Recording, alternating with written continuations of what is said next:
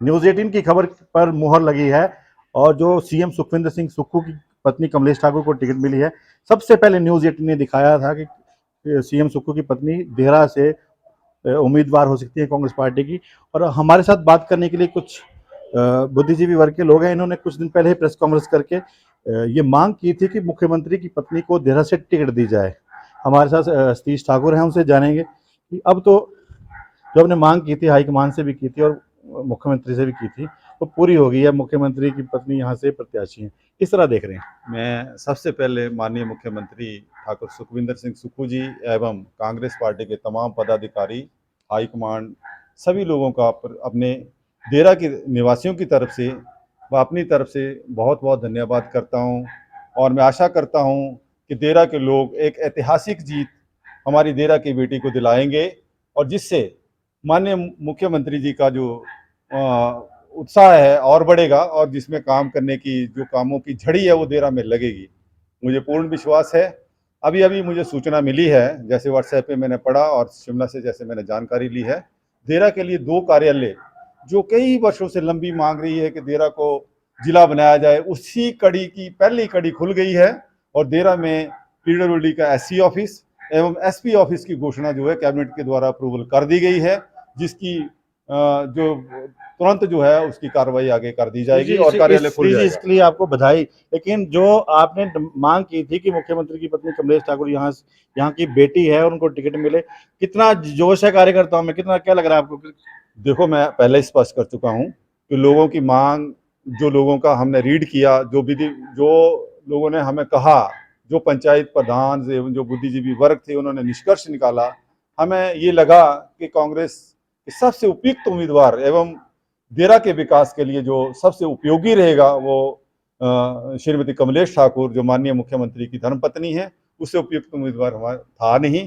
और वही इस देरा के विकास को जो है आगे लेके जाएंगे। मुख्यमंत्री की पत्नी चुनाव लड़ रही है, देरा हॉट सीट बन गई है।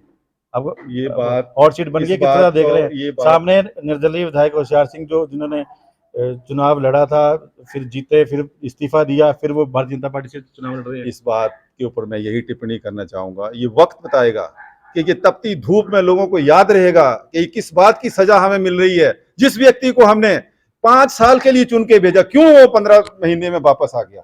हम चाहते हैं उस बात का जवाब दे, इधर उधर की ना हंके। पहले हमें बताए क्या वो मानसिक संतुलन तो नहीं खो बैठे थे जिसकी वजह से उनसे गलती से रिजाइन हो गया, या जानबूझ के दिया तो क्यों दिया? कोई वैधानिक रीजन उसके ऊपर देना पड़ेगा, जनता को जवाबदेही उसकी उनका ये पहला कर्तव्य रहेगा कि जनता को ये बताए। काम करना तो दूर की बात है, 15 महीने में कितने दिन वो मुख्यमंत्री से मिले हम जानते हैं। 6 महीने वो उनका स्वास्थ्य ठीक नहीं रहा, उसके लिए हम सबने शुभकामनाएं की कि जल्दी स्वस्थ हो जाएं। और कहते हैं कि मेरे को 6-6 महीने टाइम नहीं मिलता। परमात्मा ने जो उनको 1-2 महीने वहां रखा तो उसको कैसे भूल गए?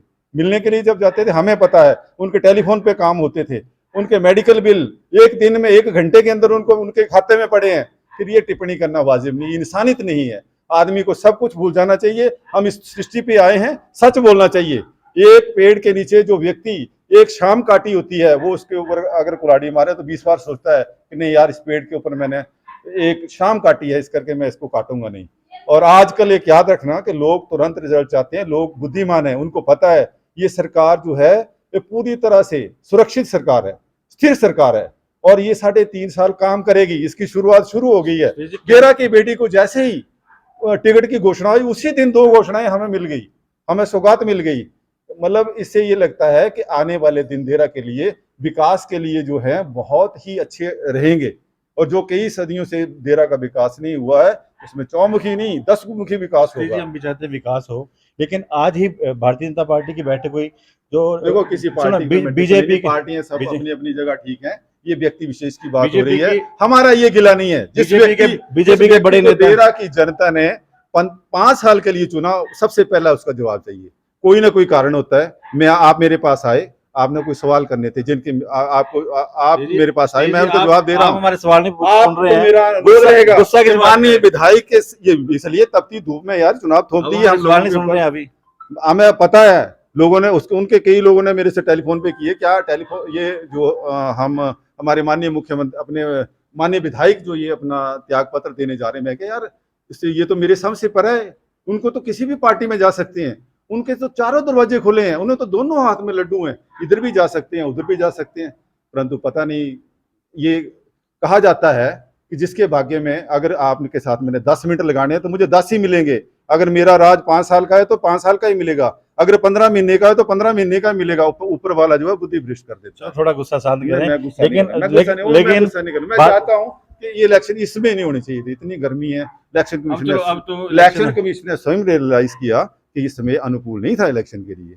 लेकिन एक इलेक्शन की अभी कभी हमारी मिटी नहीं, दूसरा इलेक्शन आ गया, और इसकी सोच क्या रही होगी कि तुरंत करवा दो। उस पर धरने दे रहे हैं, उस पर कोर्ट में जा रहे हैं। एक होता है कि आदमी ज्यादा समय चाहता है कि मैं डेवलपमेंट करानी है, मतलब उसकी बजाय कि मैंने तो रिजाइन ही कर देना है, और फिर उसी पद के ऊपर आप दोबारा इलेक्शन लड़ रहे हो। आपकी क्या अपग्रेडेशन हो जानी है? आप मेंबर पार्लियामेंट का इलेक्शन लड़ना हो तब भी एमएलए को रिजाइन नहीं करना पड़ता। हाँ, निर्दलीय हो, पार्टी का टिकट लेना हो तब उसको रिजाइन करना पड़ेगा। संविधान का ज्ञान होना बहुत जरूरी है। मैं चाहता हूं कि आने वाली जनरेशन पढ़े लिखे लोगों को ही चुनाव मैदान में उतारे। ये एक योग्यता होनी चाहिए, आदमी को पता होना चाहिए संविधान में क्या। मैं ये स्पष्ट कर देना चाहता हूं कि जो दरियादिली हमारे स्पीकर ने निर्दलीय विधायकों के प्रति दिखाई है, अगर टेक्निकलिटी देखी जाए तो इनको तो 6 साल के निलंबित किया जा सकता है। चुनाव नहीं लड़ सकते थे, लेकिन माननीय स्पीकर जो थे वो उनके ऊपर निर्भर करता था वो किस तरह की फैसला लेते हैं। उन्होंने एक दरियादिली दिखाई, कोई बात नहीं, उनका जो अपने से। और ये जज को ये कंपेल करना कि आप जल्दी फैसला दे दो, यार ऐसा थोड़ी होता है। प्लीज जरा इस सभी बहाने आपने आज ही छोड़ दिए, चुनाव लंबा है। हम ये कह रहे थे कि देरा भारतीय जनता पार्टी में बड़े कदावर नेता देरा आगे हैं, देरा फील्ड में आगे हैं, होशियार सिंह भी देरा आगे हैं। वो कह रहे हैं कि 40,000 जो महिलाएं हैं उनमें से कोई भी बेटी कैपेबल नहीं थी कि उनको उसको टिकट दी जाए। क्या कमलेश ठाकुर देरा की बेटी नहीं है?